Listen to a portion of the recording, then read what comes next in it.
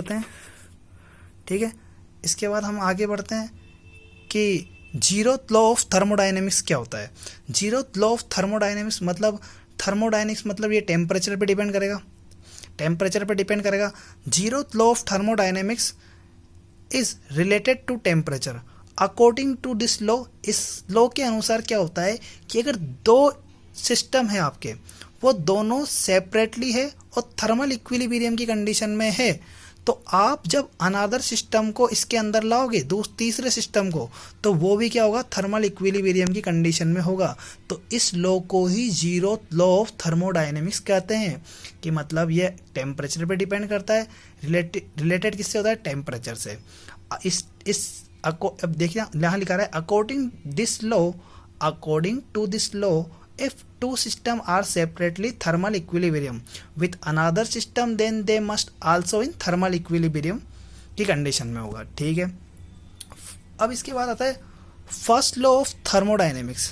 First law of thermodynamics हम जानते हैं, आपने पढ़ा होगा फर्स्ट लॉ क्या होता है कि first law of thermodynamics D Q बराबर D U plus D W. अब मतलब ये है क्या, इसका मीनिंग ये है कि फर्स्ट लॉ ऑफ थर्मोडायनेमिक्स का कहने का मतलब होता है कि आप किसी भी सिस्टम को जो चार्ज देते हो वो दो फॉर्म में देते हो। चार्ज जो दिया डी क्यू, किसी भी सिस्टम को अपन ने चार्ज दिया, वो डी यू एनर्जी और वर्क डन के रूप में आपने चार्ज दिया, तो इन दोनों को ऐड करके हम किसको बनाएंगे, चार्ज को बनाएंगे।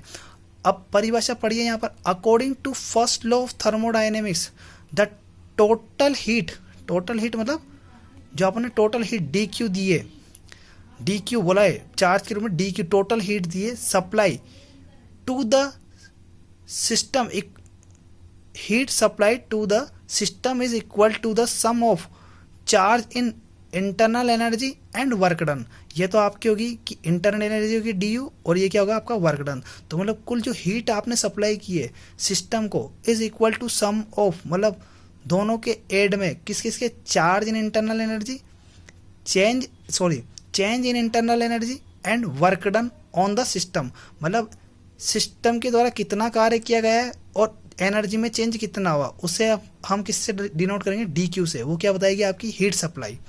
तो फर्स्ट लॉ ऑफ थर्मोडायनेमिक्स ये कहता है कि किसी भी सिस्टम में जो हीट सप्लाई करते हैं वो किसके इक्वल होती है, सम ऑफ चेंज, टू चेंज होते हैं उसमें, change in internal energy and work done on the system के द्वारा कितना कार्य किया जा रहा है और इंटरनल एनर्जी में चेंज कितना आ रहा है।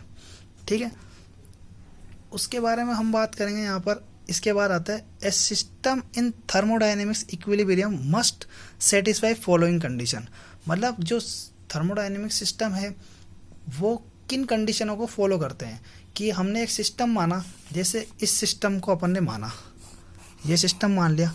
अब इसमें थर्मोडायनेमिक्स कंडीशन, 3 कंडीशन होती है। एक तो मैकेनिकल होती है, ठीक है, मैकेनिकल होती है, और दूसरी कौन सी कंडीशन होती है यहाँ पर, थर्मल इक्विलिब्रियम कंडीशन होती है, और तीसरी कंडीशन कौन सी होती है, केमिकल। मतलब पहली कंडीशन क्या है, यदि सिस्टम को हमने बहुत सारे भागों में बांट लिया, ठीक है, बहुत सारे भागों में बांट लिया और एक समान भाग है सारे भाग, कौन से, एक समान भाग। यदि किसी भी एक भाग पर अनबैलेंस फोर्स नहीं लगता तो वो इक्विलिब्रियम है, मतलब समानता की स्थिति में है, मतलब उस सिस्टम में कोई परिवर्तन नहीं होगा।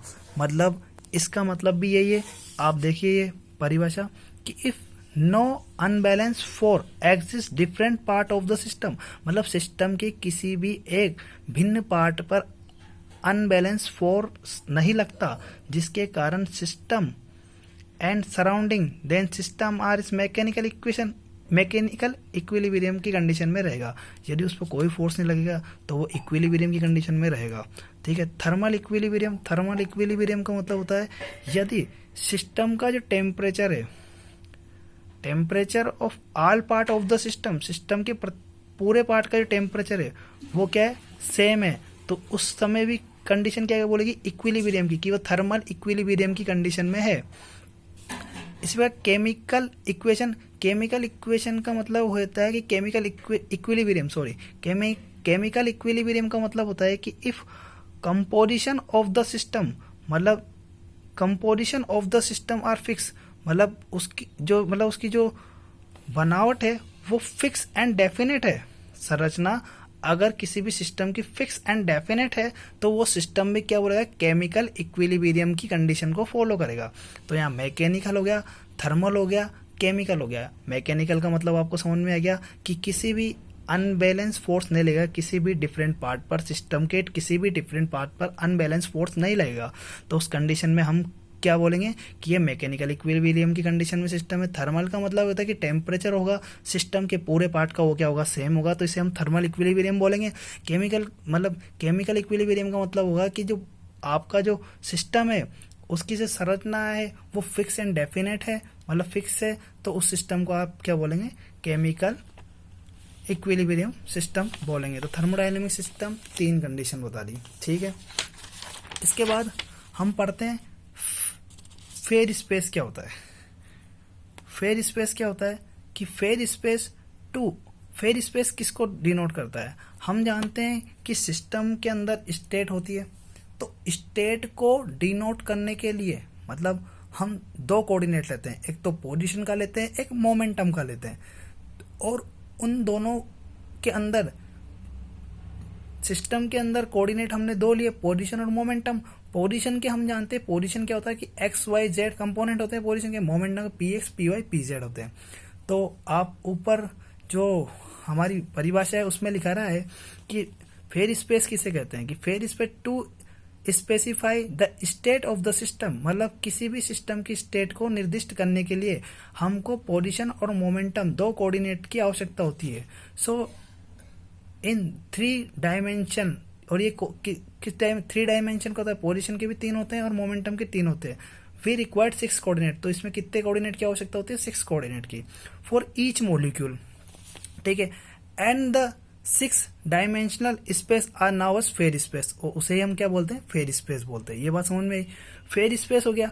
अगर वॉल्यूम एलिमेंट के लिए बात करें तो वॉल्यूम एलिमेंट के लिए क्या हो जाएगा, पोजीशन और मोमेंटम के दोनों कंपोनेंट क्या हो जाएंगे, ये तो पोजीशन के हो जाएंगे वॉल्यूम के लिए dx dy dz, volume element in the position space denoted by dx dy dz, and in momentum space is denoted by क्या है, dx dpy dpz है। And the volume phase space क्या हो जाएगा, ये हो जाएंगे 6 कोऑर्डिनेट इसके 6 इसके, तो ये तो फेज स्पेस के लिए हो गया, ये वॉल्यूम के लिए हो गया। इसे तो हम क्या बोल देंगे, फेज स्पेस बोल देंगे। मतलब किसी भी सिस्टम में स्टेट को डिनोट करने के लिए पोजीशन और मोमेंटम दो कोऑर्डिनेट की आवश्यकता होती है, इनके 6 कोऑर्डिनेट बन जाते हैं, 6 कोऑर्डिनेट बन जाते हैं, उसे हम क्या बोलते हैं, फेज स्पेस बोलते हैं। और वॉल्यूम एलिमेंट के लिए बात करें तो इनका क्या हो जाता है, अवकलन dx dy dz में चेंज हो जाते हैं, px py dpx dpy dpz में कन्वर्ट हो जाते हैं, जिससे हमें 6 कोऑर्डिनेट मिलते हैं। हमने बोला कि जो मैक्सिमम वॉल्यूम एलिमेंट होता है ना फेज स्पेस के अंदर, उसे हम सेल नाम देते हैं। जैसे फेज स्पेस के अंदर हमने मान लिया कि मिनिमम जो है मिनिमम वॉल्यूम एलिमेंट है, उसे क्या बोल देंगे अपन, सेल बोल देंगे। इस सेल को किससे डिनोट करेंगे, h क्यूब से, ठीक है। वॉल्यूम है इसलिए h क्यूब से, तो minimum volume element in phase space, तो ये क्या हो जाएगा, सेल को डिनोट कर देगा, ठीक है। तो ये किसको डिनोट करेगा, सेल को डिनोट करेगा, ठीक है।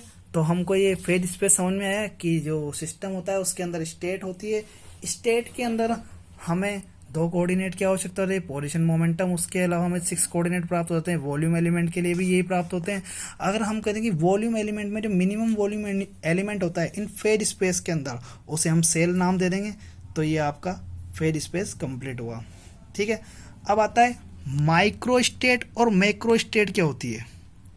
तो होता क्या है कि माइक्रो स्टेट और मैक्रो स्टेट में कुछ भी अंतर नहीं है। पहला होता है कि माइक्रो स्टेट, हमने बोला कि अगर हम फेज स्पेस को सेल्स में कन्वर्ट कर दें, किस में कन्वर्ट कर दें, सेल्स में कन्वर्ट करते हैं, तो इसे हम बोलेंगे माइक्रो स्टेट, ठीक है।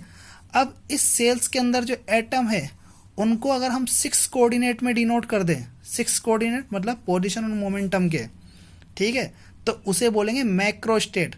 माइक्रो और मैक्रो का अर्थ इतना सा है कि जैसे हम फेज स्पेस को सेल्स में डिनोट कर रहे हैं, ठीक है, सेल्स में क्या कर दिया अपन ने, तोड़ दिया, तो उसे बोलेंगे माइक्रो स्टेट। और इस सेल्स के अंदर जो एटम है, फेज स्पेस के अंदर सेल्स है, सेल्स के अंदर जो एटम है, अगर हम उसे 6 कोऑर्डिनेट से डिनोट करें तो वो आपका क्या हो जाएगा, मैक्रो स्टेट हो जाएगा, और इस मैक्रो स्टेट में क्या होंगे, एटम मतलब नंबर ऑफ मॉलिक्यूल्स।